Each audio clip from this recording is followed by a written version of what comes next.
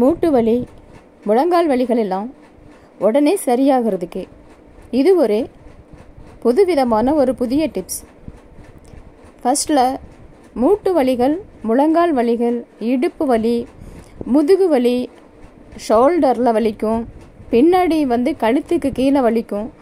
இந்த வலிகளெல்லாம் ஏன் வருது அப்படின்னா, அதிகமாக வேலை செய்கிறவங்களுக்கு இந்த வலிகள் வரும்.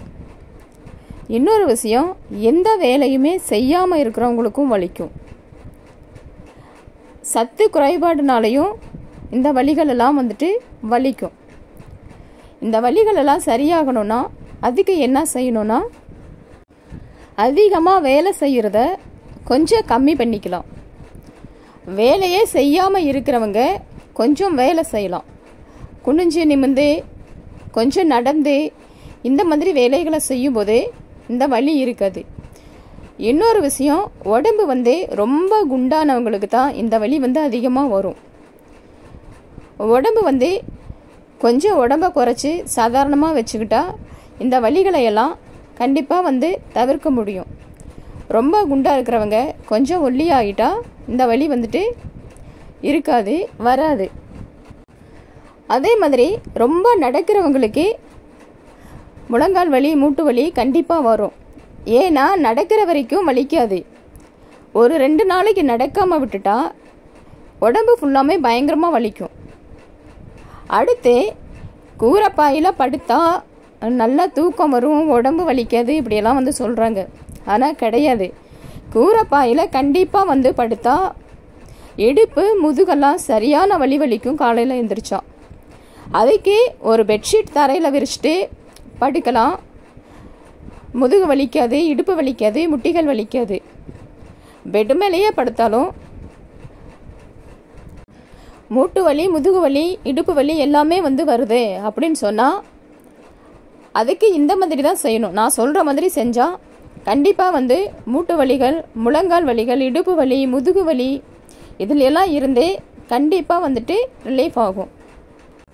சாப்பிட்ற சாப்பாட்டிலேயே இந்த வலிகள் எல்லாம் இல்லாமல் பண்ணலாம்.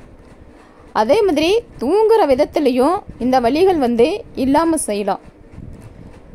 முதுகு வலி, இடுப்பு வலியெல்லாம் இருக்கிறவங்க கண்டிப்பாக தரையில் பெட்ஷீட் விரித்து படுத்து நல்லா கை காலை நல்லா ஃப்ரீயாக விட்டு தூங்குனுச்சுன்னா அந்த முதுகு வலியும் இடுப்பு வலியெல்லாம் கண்டிப்பாக காணாமல் போயிடும், வரவே வராது. ஆனால் தரையில் படுக்கும்போது கூரைப்பாய் விரித்து அந்த பாயில் படுத்தா காலையில் எழுந்திருக்கவே முடியாது. இடுப்பு சரியான வலி வலிக்கும், முதுகெல்லாம் சரியான வலி வலிக்கும். எப்போவுமே தூங்கும்போதே கை கால்களை மடக்கி மடக்கி வச்சு தூங்கக்கூடாது. அதுலேயும் முதுகு, இடுப்பு, முழங்கால் எல்லாமே முட்டிகளெல்லாம் வலிக்கும்.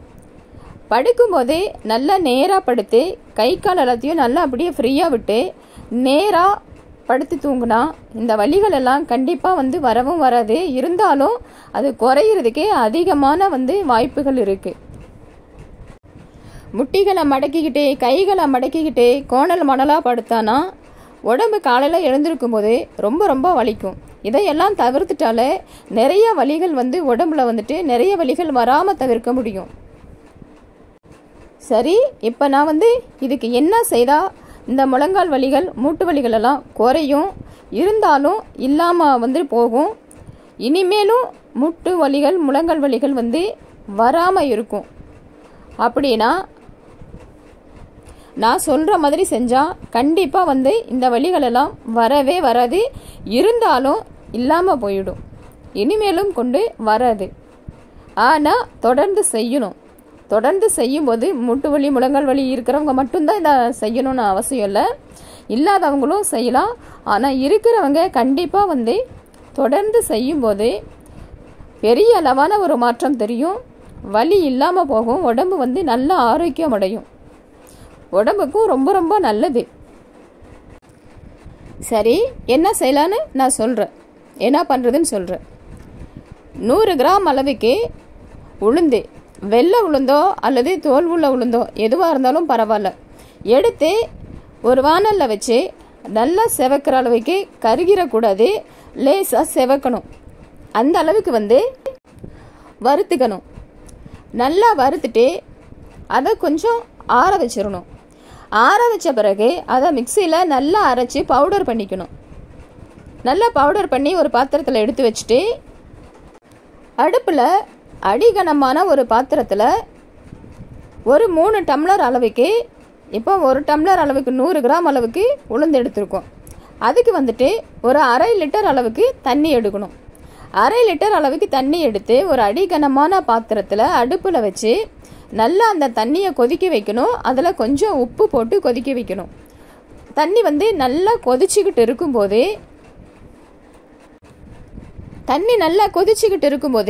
இந்த அரைச்சி வச்சிருக்கிற உளுந்த மாவு இருக்கு இல்லையா, இந்த உளுந்த மாவை வந்துட்டு கட்டி சேராமல் கரண்டி வச்சு நல்லா கலந்துக்கிட்டு அந்த தண்ணியில் கொட்டி நல்லா கிளறி விடணும். நல்லா கலந்து விடணும். கலந்து விடும்போது நல்லா திக்காகும். ஸ்டவ் வந்துட்டு கொஞ்சம் ஸ்லோவாக பண்ணிக்கணும். அதுக்கப்புறம் நல்லா வந்துட்டு அடிபிடிக்காத அளவுக்கு நல்லா கலந்து விட்டுக்கிட்டு இருக்கணும். நல்லா கலந்து விட்டுக்கிட்டு இருக்கும்போது நல்லா திக்காகிடும். நல்லா திக்காகி களியோட பதத்தில் வந்துடும். நல்லா வெந்து களி பதத்தில் வந்துடணும். அந்த மாதிரி வந்துட்டு நல்லா கலந்துக்கிட்டே இருக்கணும். இது எப்படி அந்த நல்லா திக்கானதுக்கப்புறம் இதை என்ன செய்யணும்னா, நல்லா திக்காக வரும்போதே அடி பிடிக்கும். ஆனால் ஸ்டவ்வை ஸ்லோவாக வச்சுட்டு 100 ml அளவுக்கு நல்லெண்ணெய் வந்துட்டு அதில் அப்படியே கலந்து கிளறி விடணும். கலந்து நல்லா வந்துட்டு அந்த எண்ணெயில் கலந்து விடும்போது அடி பிடிக்காது. நல்லா சிம்மில் வச்சுட்டு கிளறுனுச்சுன்னா அடி பிடிக்காது. நல்லா அப்படியே கலந்து விடணும். நல்லா சிம்மில் வச்சுட்டு கிளறுனுச்சுன்னா அடி பிடிக்காது. நல்லா அப்படியே கலந்து விடணும். கலந்துக்கிட்டே இருக்கும்போது நல்லா வந்துட்டு ஒரு நல்ல களி பதத்தில் நல்லாவே வரும். நல்லா வாசமாக இருக்கும். அந்த நேரத்தில் என்ன செய்யணும்னா, கருப்பட்டி இருக்கு இல்லையா, கருப்பட்டியை பவுடர் பண்ணி உடைச்சி அதில் போட்டு நல்லா மறுபடியும் கிளறணும். கருப்பட்டி வந்துட்டு உடம்புக்கு ரொம்ப சத்தானது, நல்லதும் வேற. கருப்பட்டியும் நல்லெண்ணையும் கலந்து நல்லா கிளறி விடணும். நல்லா கட்டியாகாத அளவுக்கு நல்லா கிளறி விட்டு அது நல்லா ரொம்ப நல்லா திக்காயிடும். நல்லா திக்கானதுக்கப்புறம் அதை என்ன செய்யணும், அப்படியே ஒரு 5 நிமிஷத்துக்கு அப்படியே மூடி வச்சிடணும். தேவைப்பட்டா அதில் நல்லா சிறு டேஸ்ட்டாக இருக்கணும், நல்லா வாசமாக இருக்கணும் அப்படின்னு சொன்னால் கொஞ்சம் ஏலக்காய் பொடியும் சேர்த்துக்கலாம். ஏன்னா இது ஆல்ரெடி நல்ல டேஸ்ட்டாக தான் இருக்கும். ஏலக்காய் பொடி வேணும்னா சேர்த்துக்கலாம், இல்லைன்னா அவசியம் இல்லை. நல்லா கிளறி விட்டு ஒரு 5 நிமிஷத்துக்கு அப்படியே மூடி வச்சிடணும்.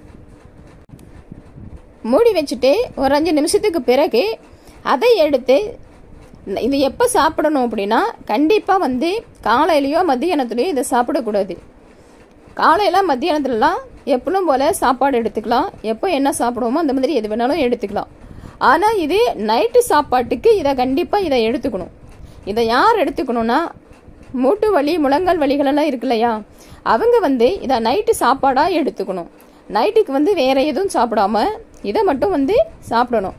இதை சாப்பிடும்போது என்ன செய்யணும்னா, ஒரு கரண்டி அளவுக்கு அந்த களியில், இது உளுந்த களி, அந்த களியில் ஒரு கரண்டி அளவுக்கு நல்லெண்ணெய் கலந்துக்கணும். மறுபடியும் ஆல்ரெடி 100 ml நல்லெண்ணெய் ஊற்றி தான் கலந்துருக்குறோம். மறுபடியும் ஒரு கரண்டி அளவுக்கு தேவையான அளவுக்கு நல்லெண்ணெய் விட்டு, நல்லெண்ணெய் எந்த அளவுக்கு சேர்த்து இந்த உளுந்த களியை சாப்பிட்டு வந்தால், நல்லெண்ணெய் சேர்க்கிற அளவுக்கு கண்டிப்பாக முழங்கால் வலிகள், இடுப்பு வலி, முதுகு வலி, கை வலி, கால் வலி, முட்டி வலிகள் இது எல்லாமே சீக்கிரமாக சரியாகும். ஏன்னா இந்த நல்லெண்ணெயில், இந்த உளுந்தில், இந்த கருப்பட்டியில் உடம்புல இருக்கிற வலிகளை போக்குற ஒரு தன்மை இருக்குது. அதனால் இந்த உளுந்த களியை நல்லெண்ணெய் கலந்து கருப்பட்டி கலந்து டெய்லி நைட்டுக்கு சாப்பாடாக எடுத்துக்கணும். இந்த மாதிரி எடுத்து வரும்போது இந்த மூட்டு வலி முழங்கால் வலிகளெல்லாம் இருக்கிற இடமே காணாமல் போயிடும்.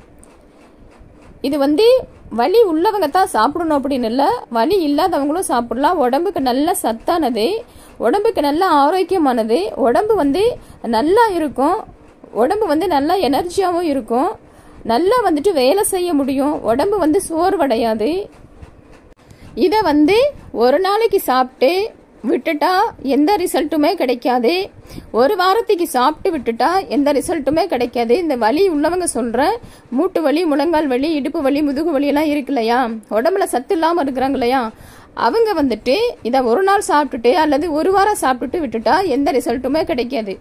தொடர்ந்து 90 நாளைக்கு தொடர்ந்து சாப்பிட்டு வரும்போது பயங்கரமான ஒரு ரிசல்ட்டு, பயங்கரமான ஒரு மாற்றம் வந்து உடம்புல தெரியும். எந்த வலியுமே இருக்காது, உடம்பு ரொம்ப ஆரோக்கியமாக இருக்கும். நமக்கே நாம தானா அப்படின்ற அளவுக்கு ஒரு ஆச்சரியமாக இருக்கும். ஒரு நாள் சாப்பிட்டு கண்டிப்பாக விடக்கூடாது. தொடர்ந்து 90 நாளைக்கு சாப்பிட்டு வரும்போது தான் எதுவாக இருந்தாலுமே தொடர்ந்து எடுக்கும்போது தான் நல்ல ரிசல்ட் கிடைக்கும். ஒரு நாள் செஞ்சு மறுநாள் விட்டால் எந்த ரிசல்ட்டுமே கிடைக்காது. நைட்டு சாப்பாட்டுக்கு இந்த மாதிரி உளுந்த கஞ்சி எடுத்துக்கலாம். எடுத்துக்கிட்டுச்சுன்னா கண்டிப்பாக இந்த வலிகளெல்லாம் இருக்கிற இடமே தெரியாமல் போயிடும். செஞ்சு பாருங்கள், நல்ல ரிசல்ட் கிடைக்கும்.